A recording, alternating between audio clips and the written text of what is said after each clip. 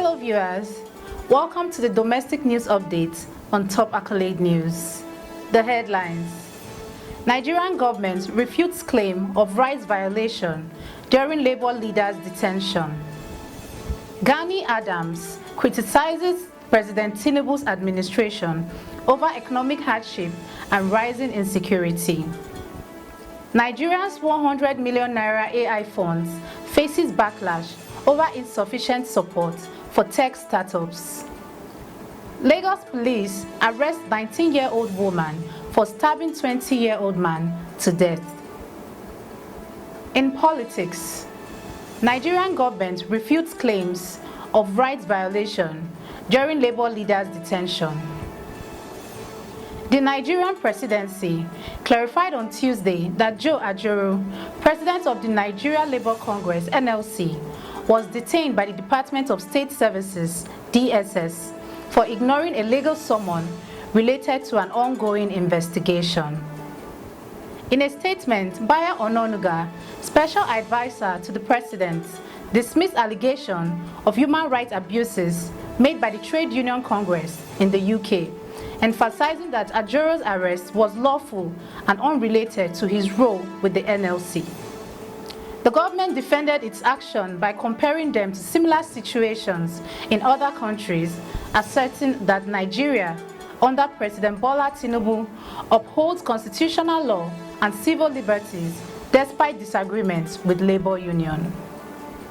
Still in politics, Gani Adams criticizes President Tinubu's administration over economic hardship and rising insecurity.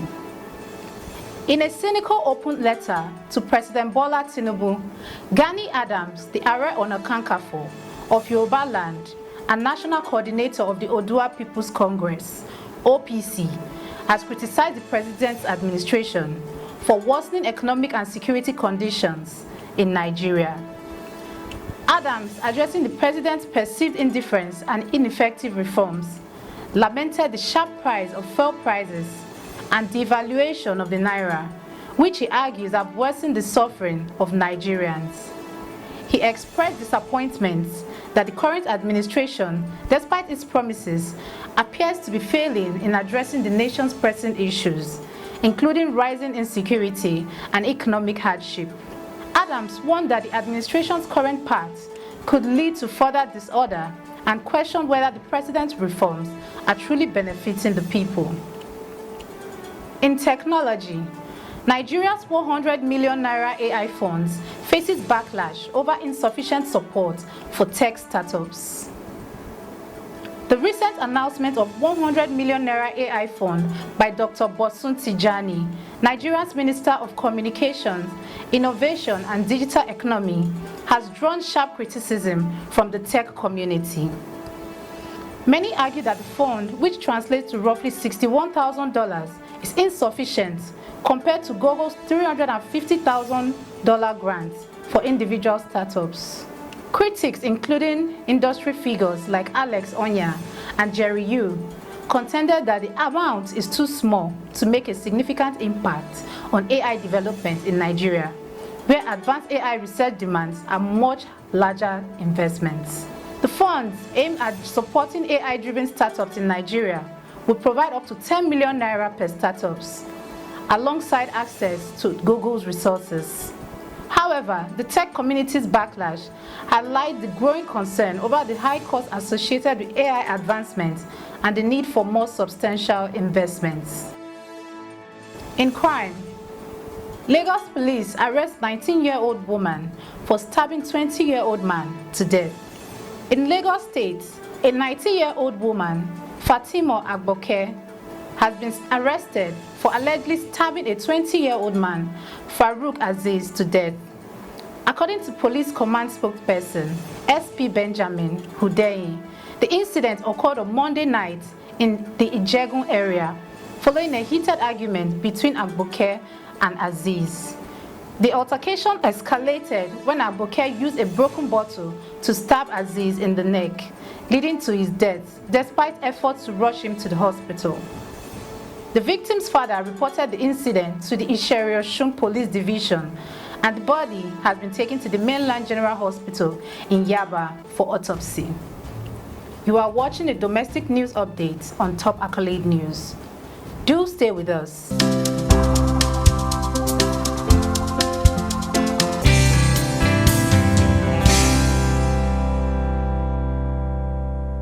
Still to come, President Tinubu outlines economic reforms at CIBN conference, focuses on inflation, infrastructure, and digital growth. Nigeria raises over $900 million in first domestic US dollar bond issuance.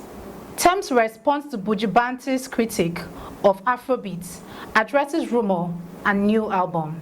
Austin Eguavoen steps down as Nigeria's caretaker coach ahead of AFCON qualifiers. Thanks for staying with us. Moving to economy, President Tinubu outlines economic reforms at CIBN conference, focuses on inflation, infrastructure, and digital growth. President Bola Tinubu, represented by Vice President Kashim Shettima, addressed the 17th Annual Chartered Institute of Bankers of Nigeria, CIBN, Banking and Finance Conference in Abuja, highlighting his administration's efforts to restore confidence in Nigeria's economy. Tinubu outlined measures to combat high inflation, stabilize the foreign exchange market, and enhance fiscal management, including the removal of fuel subsidies and adjustment to monetary policies. He emphasized the government's commitment to infrastructure development, digital economic expansion, and public-private partnership to boost economic growth. Tinubu called for collaborations across sectors to align policies with global economic shifts and address Nigeria's economic challenges. In finance, Nigeria raises over $900 million in first domestic US dollar bond issuance. In a historic financial milestone, Nigeria has successfully raised over $900 million through its first ever domestic federal government of Nigeria US dollar bond issuance. This inaugural bond, issued under the new domestic FGN US dollar bond program, established by Presidential Executive Order No. 16 of 2023, saw an overwhelming 180% subscription rate, reflecting strong investor confidence in Nigeria's economic stability. Priced at par with 9.75% semi-annual coupon rate and a 5-year tenure, the bond will be listed on the Nigeria Exchange Limited and FMDQ Securities Exchange Limited. Finance Minister Wale Edun highlighted that the proceeds will fund critical sectors of the economy, underlining the government's commitment to innovative funding solutions and financial inclusion. The Debt Management Office, alongside key financial partners and advisors, played a crucial role in the landmark issuance, showcasing the growing sophistication of Nigeria's capital markets. Shifting focus to entertainment, Tems responds to Buju Banton's critique of Afrobeat, addressing rumors and new album. In a recent interview on The Breakfast Club, Grammy-winning artist Tems responded to Buju Banton's critique of Afrobeat, asserting that the genre, like any pop music, is designed to provide enjoyment rather than reflect the harsh realities of its listeners. Tems emphasized that Afrobeat serves a specific purpose rooted in its Nigerian origin and should be appreciated for its entertainment value. She also addressed unfounded rumors about her alleged pregnancy with American rapper Future, calling them absurd and false. Additionally, Tems discussed her debut album, Born in the Wild, which features collaboration with Asake and J. Cole, highlighting its significance in her career. Now in sports, Austin Eguavoen steps down as Nigeria's caretaker coach ahead of AFCON qualifiers. Nigeria's caretaker coach, Austin Eguavoen, has announced he will not be leading the Super Eagles in their upcoming 2025 AFCON qualifiers against Libya in October. Eguavoen, who was serving as an interim coach and technical director of the Nigeria Football Federation, stated that his mandate to oversee 2 games has concluded. He expressed satisfaction with the team's performance and gratitude to the NFF and players for their support. Eguavoen's departure followed the cancellation of former German international Bruno Labbady's appointment due to tax issues. The Super Eagles currently lead Group D with 4 points, thanks to the current draw against Rwanda. That concludes our domestic news update for today. Stay tuned for more domestic news and developments. Thanks for joining us. I am Okocha Ojorumi.